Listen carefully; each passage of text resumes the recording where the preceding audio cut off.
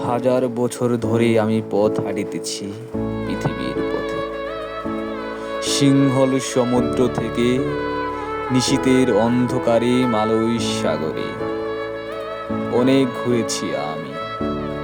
ভীমবিসার অশোকের ধূসর জগতে সেখানে ছিলাম আমি। আরো দূর অন্ধকার বিদর্গ নগরে আমি ক্লান্ত প্রাণ এক, চারিদিকে জীবনের সমুদ্র সফেন। আমার এই ধুধণ্ড শান্তি দিয়েছিল নাটোরের বনলতা সেন। চুল তার কবেকার অন্ধকার বিদিশার নিশা, মুখ তার শ্রাবণ স্থির কারুকার্য।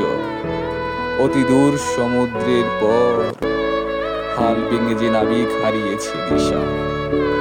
সবুজ গাছের দেশ যখন সুখে দেখি দারুচিনির দ্বীপে, তেমনি দেখেছি তারে অন্ধকারে, বলেছে সে এতদিন কোথায় ছিলেন। পাখির নীড়ের মতো চুপ তুলে নাটোরের বনলতা সেন। সমস্ত দিনের শেষে শিশিরের শব্দের মতন সন্ধ্যা আসে। ডানার রুদ্রের গন্ধ মুছে ফেলে চিল, পৃথিবীর সব রং নিভে গেলে পাণ্ডুলিপি করে আয়।